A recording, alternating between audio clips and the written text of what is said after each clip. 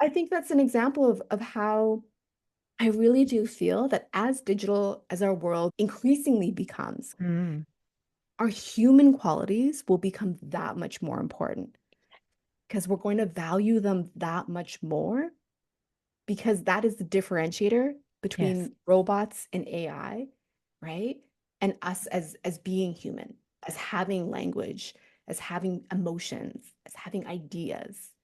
And so I've always loved language, but I feel that language and communication will become even more important as we move into the future across all areas of our life. Welcome to the High Performance Interviews.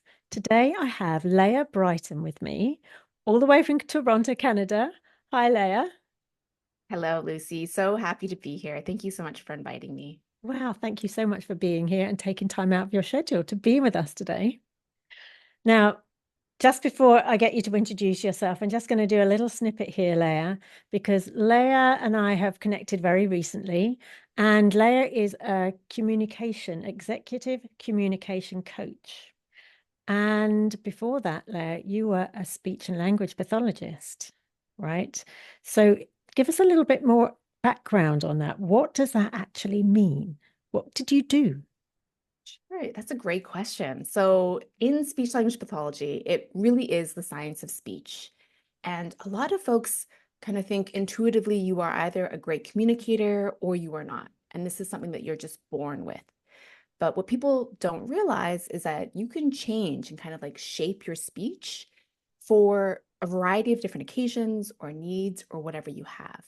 But most people, when we start to learn how to speak, so when we're around the age of like 1 or maybe 2, we just speak the same way for the entirety of our lives.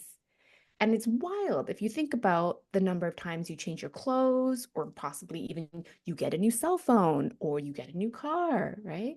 There are lots of things that we change out within our lives, but the thing that we use the most and that we use every day, which is our voice and how we communicate, we never change.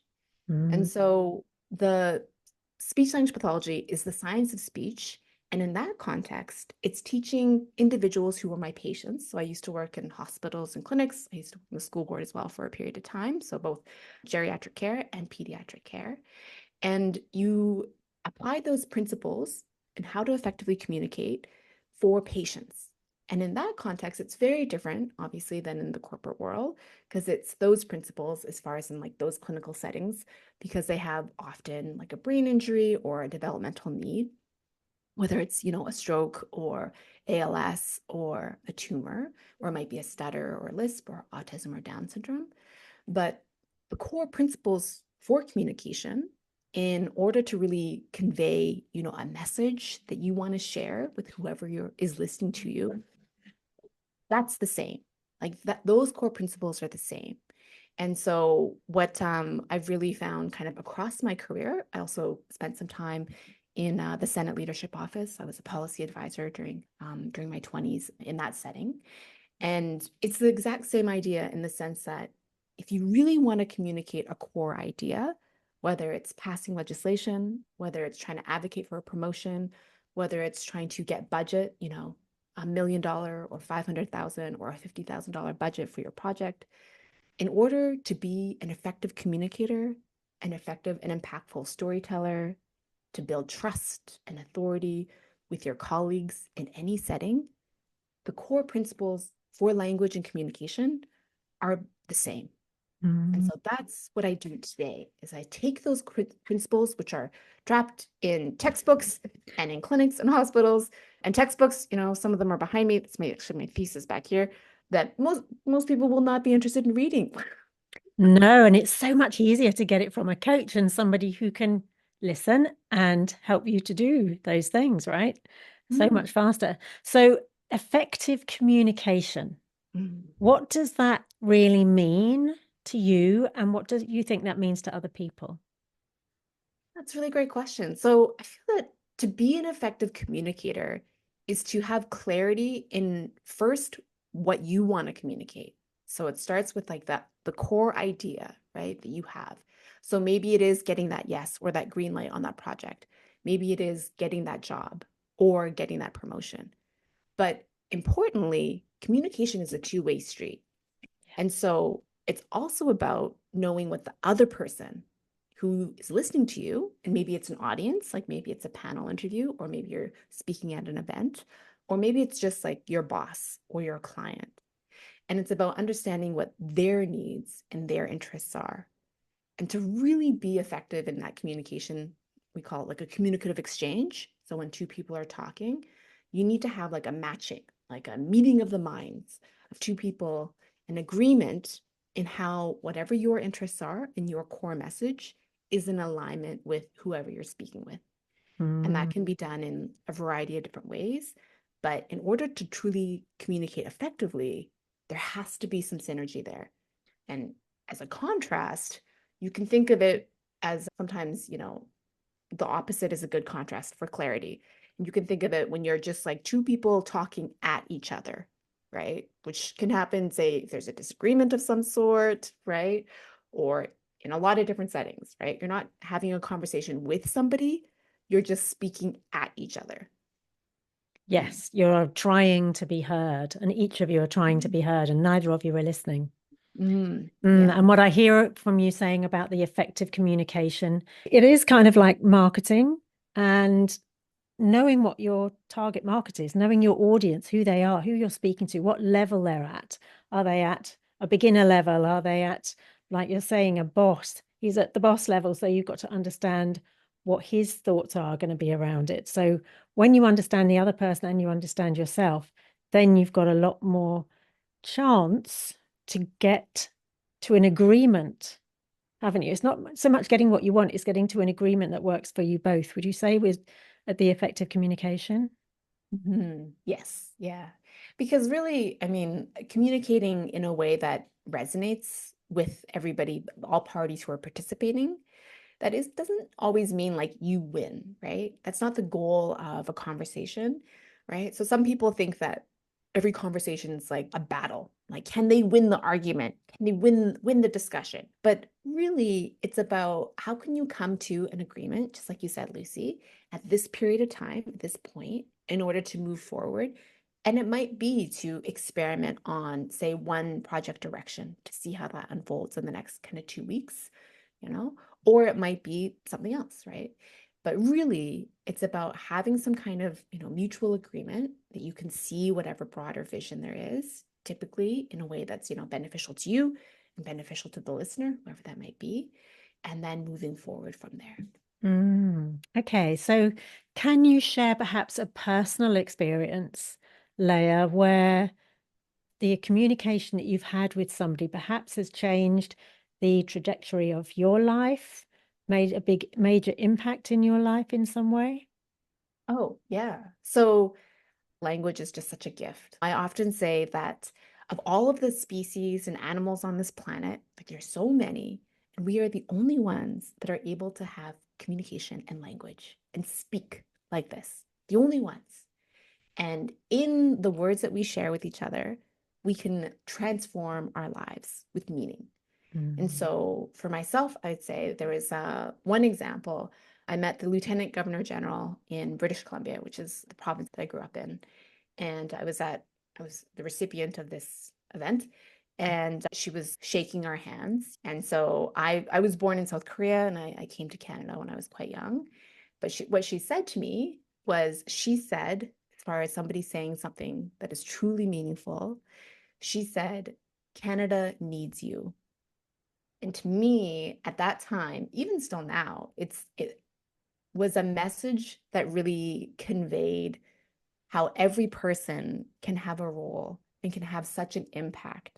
And Mm. it really was like such a filter, I think, in how I made so many other decisions for how I can contribute in a way that Canada like would need me, right? So my communities, the people that I'm with, the workplaces that I'm at. And I'm really so thankful to have had that experience. And I still think about that day and having this person was like a giant to me, right? Like I was pretty young. I just graduated high school at the time. And it was just really amazing to hear somebody say that to me at that stage of my life. Yeah, I bet. And it's clearly stayed with you because that's the first one that popped into your head, Yeah, right? yeah, And yeah. I think thinking of that, it's also being very mindful of what we say to people, because it can truly affect them for the rest of their life, whether that's a really powerful thing, like she said to you, Mm. or powerful in a different way, which is kind of disempowering, that is Mhm. limiting people, and it stays with them for a very long time. So communication, yeah, absolutely. And the way you say something, not just what you say as well, is so important. So explain the difference between executive communication and general communication. Sure, yeah. So a good way to think about it is, part of what I hear from some people when I'm working with them is they think that it's too hard to change how they speak, right? It's like this muscle that they've been flexing their entire lives, and it's too difficult to change it. And first of all, that's not true. You can definitely kind of change and like shape how you speak. But importantly, when you're speaking within this context of executive communication, it's not when you're always talking, right? It's when you're talking in a certain setting, like for a specific goal, right? And so I can imagine if you are speaking this way to, I don't know if you have a pet, it would be very odd to speak, with authority and influence to your pet. Right? Very odd, right? Right. Or to your friends. Your friends would be like, "What? Who are you, Lucy? Yeah, what's What going on? happened? Who is this person?" But it's within the context of typically a higher stakes conversation. So maybe it is a presentation to the board or to your boss or to get that promotion or to get that raise.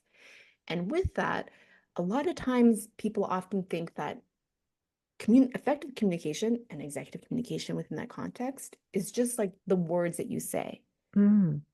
But it's not just what you say, it's how you say it, right? And so we often, like in the clinic, we often think about communication for both in two main kind of parameters, two main buckets. So one is the content, so what you say, right? The facts, figures, everything else.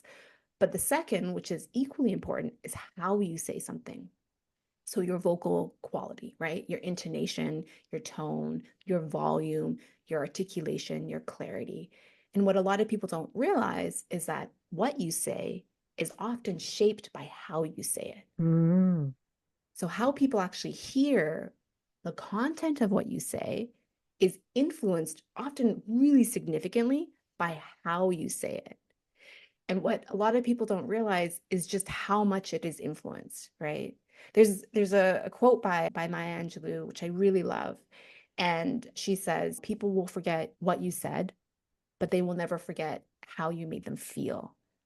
And the how you made them feel is your vocal quality, right? Mm. Is the form of the content. And so there are these different kind of main pillars in how you shape your voice and how you're expressing your ideas. And also for executive communication, it also comes with presence. Like how do you show up in a room? How do you use your body language? How do you take up space or not? How can you expand or contract the space that you occupy Mm. strategically for different reasons in what you're wanting to communicate? So it's a composite of all of these different factors, but a lot of people just boil it down singularly to just the words that they speak. Words. Right. Mhm. Oh, that's fascinating. I'm so glad I asked that question. Me too. Great question. So that's what, when you're coaching somebody, that's what you'll be able to teach them. Mhm. Because what I hear is it's as much your posture Mhm. and the way that you're feeling, the emotions that are coming through, that are shaping what you're saying, and then how what you're saying actually lands in the room or lands with that other person, right? Mhm. So, what would you say, what role does emotional intelligence play in the communication? You've kind of talked about a little bit about it there, but yeah, can people really develop it if they don't feel like they're a very emotional person, Leah? Yes, I'd say so. Emotional intelligence, that's a great question. And another huge part of being an effective communicator is being able to read another person, right? To be able to kind of see how what you're sharing with them, how it's landing, and how you should possibly iterate and pivot the way that you're presenting something. Some people are more intuitive than others on that parameter, but from a communication standpoint, there are also there are clear markers that indicate certain things that can help somebody who maybe isn't as intuitive for their emotional intelligence or intuition, that can help to signal to them, mark to them within a conversation, Mm. dialogue, or negotiation, possibly, different things that they can then interpret. But importantly, it's about knowing what those markers are so that they can actually properly identify them. Yeah. So that would be a real muscle for somebody to build, presumably. Mm. That's something they do need to work on. So it's not an instant thing unless you're very intuitive around other people and you can really read their body language. That, like you say, but it can be learned. Mhm. Definitely. Yeah, it can definitely be Fantastic. Right, learned. great answer. So what would you say are the most crucial communication skills one should develop professionally and why? Oh, it's a great question. A common request that I hear from a lot of individuals when they're looking at leadership is how they can be more effectively heard, right? Mm. For kind of their proposals, their projects, their needs, their team, maybe hiring for headcount. And so, in order to really be heard and be seen, you need to be an effective storyteller. And the challenge, it goes back to what we were mentioning before. A lot of senior leadership, as they're wanting to get into the executive branch, right, the executive suite, is they focus on telling the facts. Like these are the facts and the figures. They kind of drop this atomic bomb and then they run out of the room.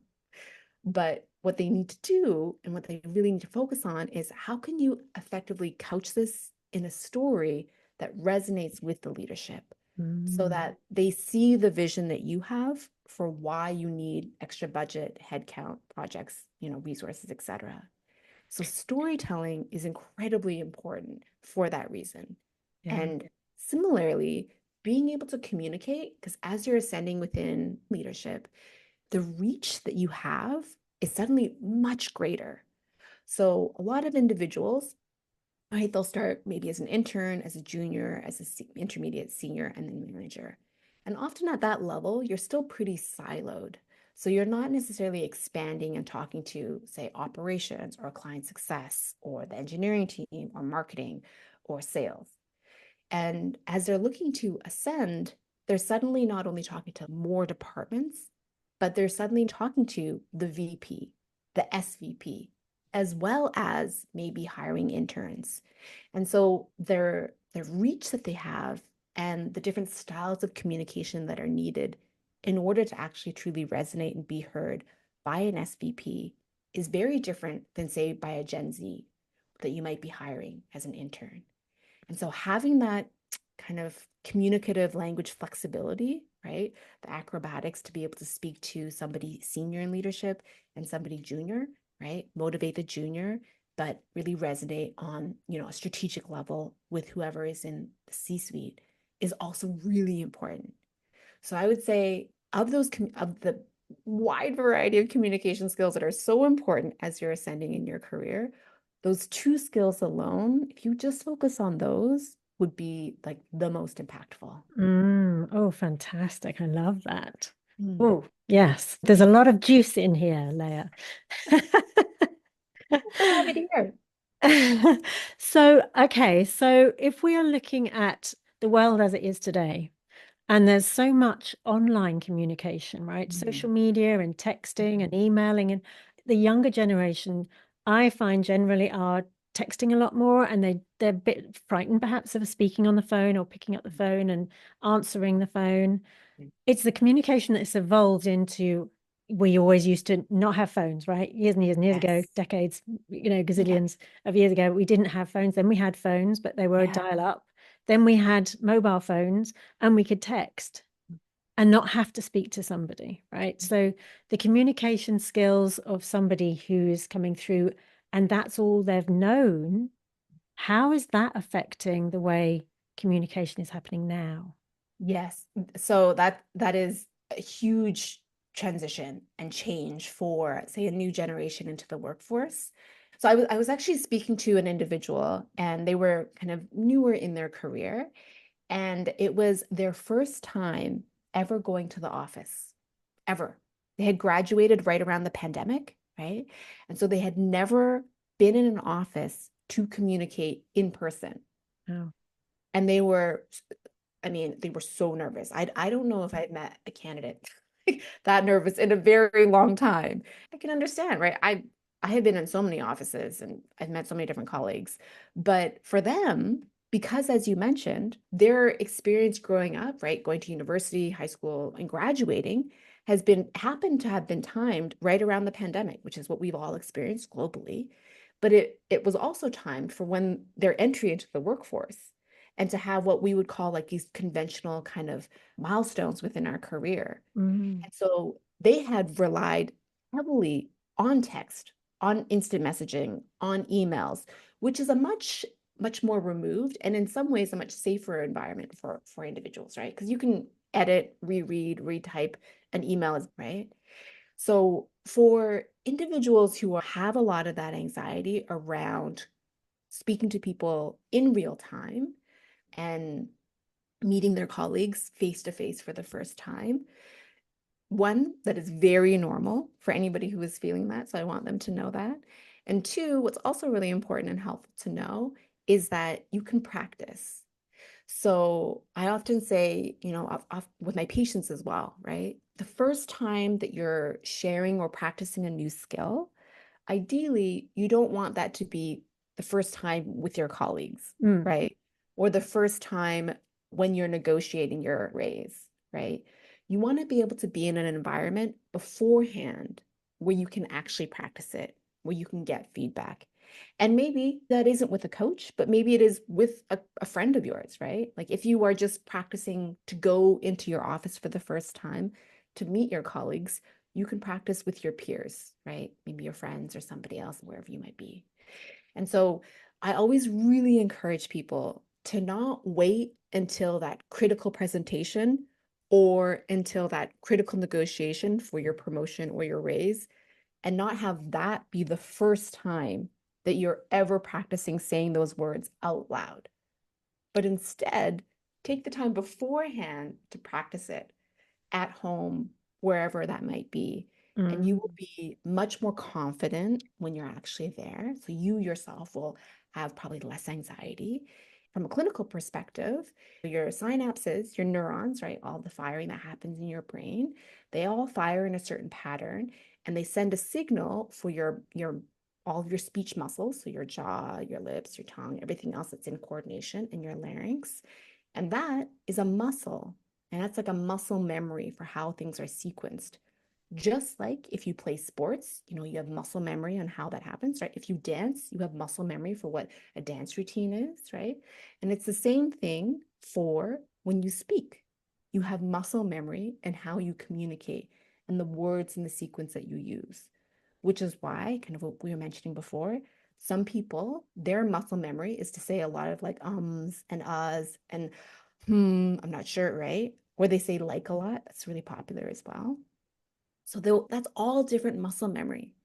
And so for anybody who's newer to the workforce or has a lot of anxiety or concern around talking to colleagues, you can help reshape and rewire all of your muscle memory by practicing it Mm. and by getting feedback. Yeah. And part of that practicing, would you say, apart from doing it to other people, would you also suggest that people record themselves saying this thing so they can then listen back to how it sounded and pick up on their little nuances, because a lot of people do go like, and Yes. they don't hear themselves saying it. So Yeah. do you ever suggest that with the recording side of things, Leah? Yes, yeah.